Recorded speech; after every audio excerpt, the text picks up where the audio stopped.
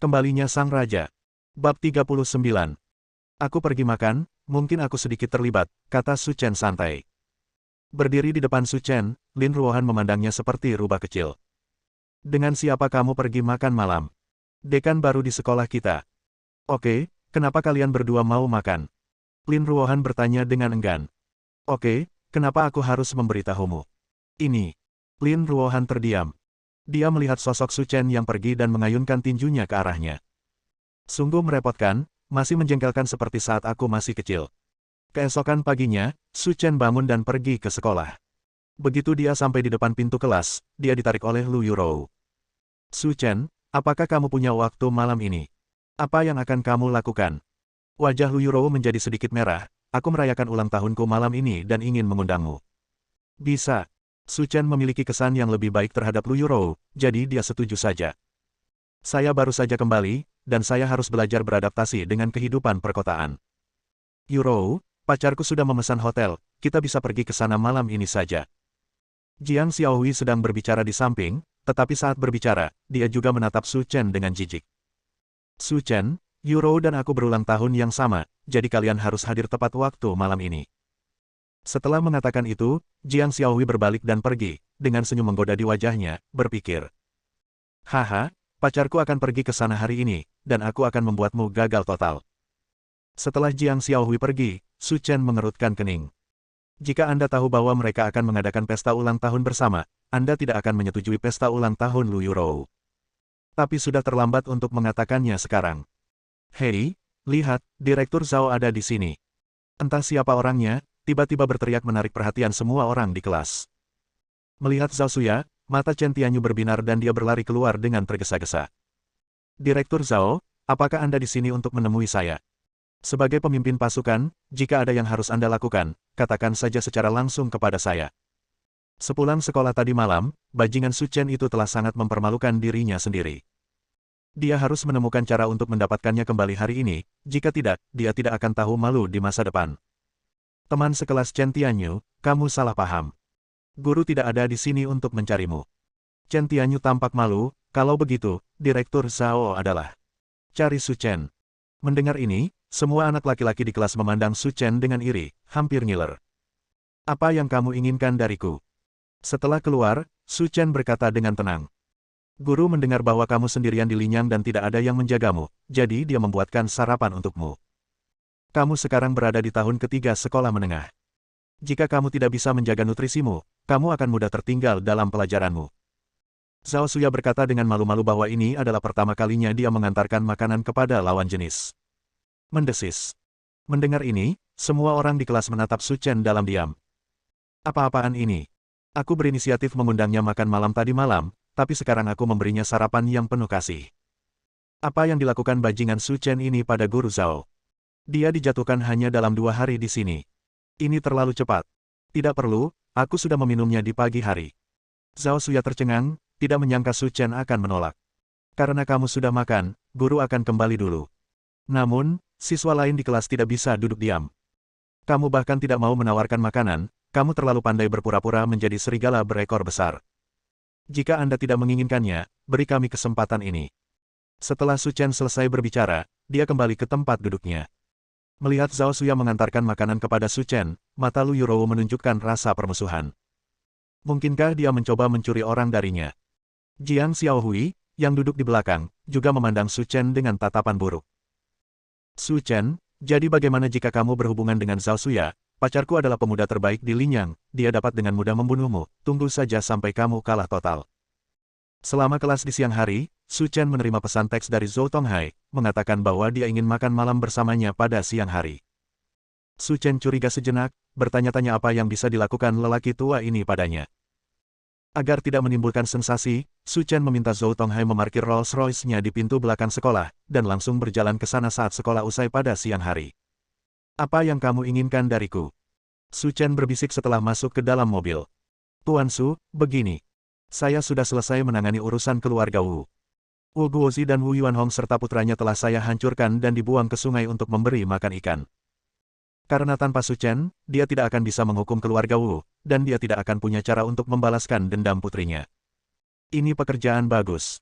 Su Chen berkata dengan puas. Mendengar pujian Su Chen, Zhou Tonghai berseri-seri dengan gembira. Meskipun pemuda di depannya belum terlalu tua, dia memiliki kekuatan untuk membunuh Yao Qinhu secara instan dengan satu gerakan. Orang seperti itu pasti akan menjadi naga atau burung phoenix di antara manusia di masa depan, dan tidak ada batasan untuk itu. Jika kamu macam-macam dengannya di masa depan, kamu bisa pergi ke Linyang. Tuan Su, Anda telah banyak membantu keluarga Zhou kami. Saya punya hadiah untuk Anda. Hadiah. Zhou Tonghai menemani wajah tersenyum itu dan mengeluarkan kotak seukuran telapak tangan dari tangannya dan menyerahkannya kepada Su Chen. Tuan Su, sejujurnya, meskipun keluarga kami menjalankan sekolah seni bela diri, di balik layar, kami juga memiliki bisnis keluarga sendiri. Toko perhiasan terbesar di Linyang dimiliki oleh keluarga kami. Setelah mendengar ini, Su Chen menyadari bahwa toko perhiasan bernama Chow Tai Fook sebenarnya adalah milik keluarga Zhou. Apa yang ingin kamu katakan setelah itu? Tuan Su, lihat ini. Ini adalah kalung yang dirancang oleh perancang kerajaan Inggris Tuan Charles. Namanya Bintang Masa Depan. Hanya ada satu di dunia dan harganya 28 juta. Sebagai ucapan terima kasih kepada Tuan Su karena telah merawat keluarga Zhou, Tuan Zhou, saya ingin memberikan kalung ini kepada Tuan Su sebagai hadiah terima kasih dan saya harap Tuan Su tidak akan menyukainya. Bab 40. Melihat kalung yang diserahkan oleh Zhou Tonghai, Su Chen menggelengkan kepalanya. Saya tidak tertarik dengan hal ini. Anda dapat mengambilnya kembali.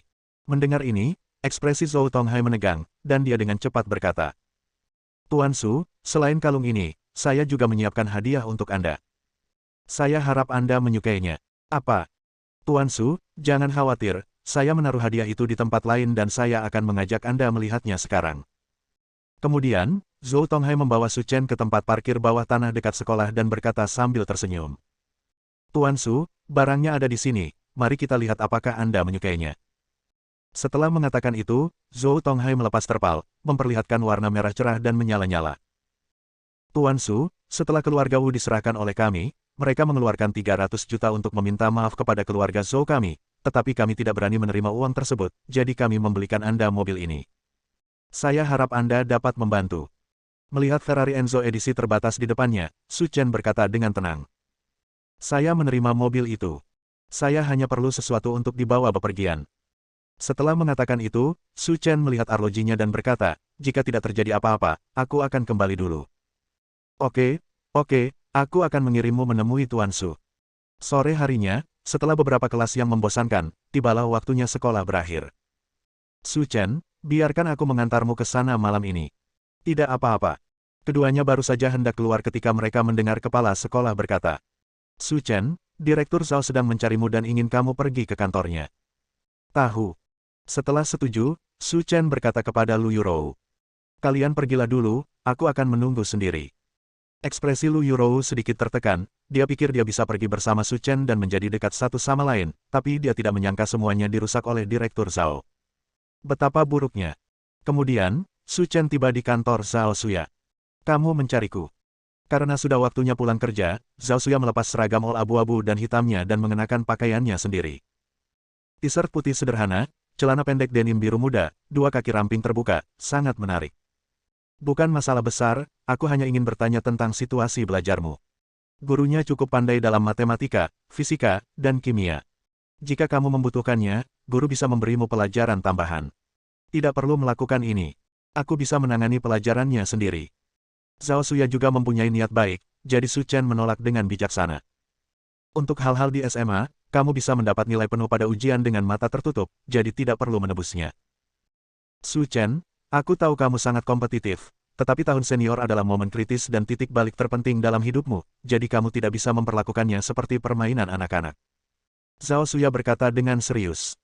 Su Chen terdiam beberapa saat, lalu apa yang ingin kamu lakukan? Ekspresi Zhao Suya sedikit melembut, dia menyisir rambutnya karena kebiasaan dan berkata, kapanpun kamu punya waktu, guru akan secara sistematis memberimu pelajaran tata rias, jika tidak, nilaimu pasti akan turun. Namun, kamu tidak boleh salah paham. Guru hanya ingin menebusmu. Sesederhana itu. Zhao Suya menambahkan, mari kita tunggu sampai beberapa hari untuk membahas kelas tata rias. Ada yang harus kulakukan malam ini. Su Chen berkata tanpa daya. Melihat Su Chen setuju, Zhao Suya tidak memaksakan diri, tetapi berkata sambil tersenyum. Kalau begitu datanglah sesuai waktumu. Lagi pula gurunya ada waktu luang di malam hari, jadi kamu bisa datang kapan saja. Setelah beberapa patah kata sederhana, Su Chen meninggalkan kantor Zhao Xuya dan bersiap menghadiri pesta ulang tahun Lu Yurou. Dia berjalan perlahan ke tempat parkir bawah tanah terdekat dan masuk ke Ferrari Enzo edisi terbatas dengan mudah, menggumamkan sesuatu di mulutnya. Enzo tua bodoh itu ingin menghasilkan uang lagi. Tepat ketika Su Chen hendak pergi, dia tiba-tiba melihat sebuah kotak seukuran telapak tangan di konsol tengah, dan kemudian dia teringat bahwa ini adalah kalung bintang masa depan yang diberikan kepadanya oleh Zhou Tonghai. Su Chen tersenyum dan mengerti apa yang sedang terjadi. Zhou Tonghai pasti memasukkannya ke dalam mobil setelah dia pergi. Su Chen tidak terlalu peduli dengan masalah sepele seperti itu, tetapi menginjak pedal gas, dan Ferrari merah menyala itu melaju di malam yang remang-remang. Hotel Sofitel. Ketika Su Chen bergegas ke kotak itu, dia menemukan bahwa kotak itu sudah penuh dengan orang, tetapi kecuali Lu Yurou dan Jiang Xiaohui, tidak ada orang lain yang mengenalnya. Namun dilihat dari pakaiannya, mereka pasti murid dari keluarga kaya. Bagaimanapun, keluarga Lu dianggap sebagai keluarga besar di Linyang, jadi teman-temannya pasti bukan hanya orang biasa. Melihat Su Chen masuk, Lu Yurou langsung menyapanya. Su Chen, kamu di sini, cepat duduk, aku sudah menyediakan tempat duduk untukmu. Su Chen mengangguk, lalu duduk di sebelah Lu Yurou. Di samping Lu Yurou, ada beberapa gadis cantik yang duduk, semuanya berpakaian seperti wanita. Saat dia melihat Su Chen, matanya tiba-tiba berbinar.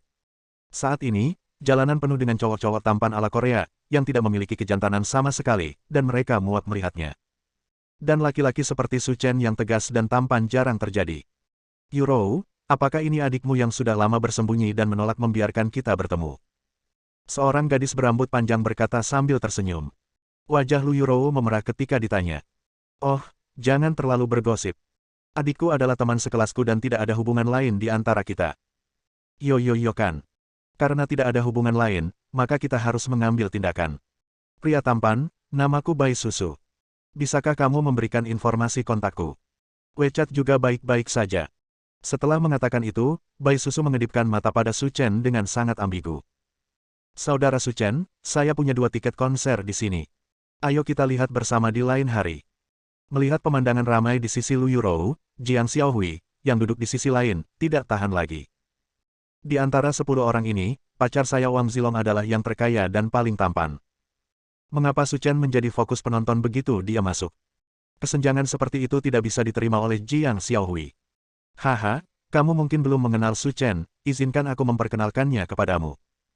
Jiang Xiaohui berkata sambil tersenyum. Sebenarnya dari cara kami berpakaian, kami tahu bahwa Su Chen dan kami berasal dari 2 dunia yang berbeda. Karena rumah di Linyang terlalu mahal dan keluarga mereka tidak mampu membelinya, mereka hanya bisa tinggal di daerah di bawah.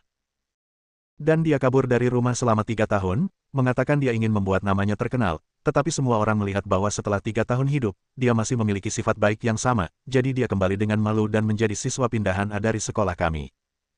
Jadi, jangan mempunyai ilusi yang baik tentang dia. Dia adalah orang yang sangat biasa. Bersambung.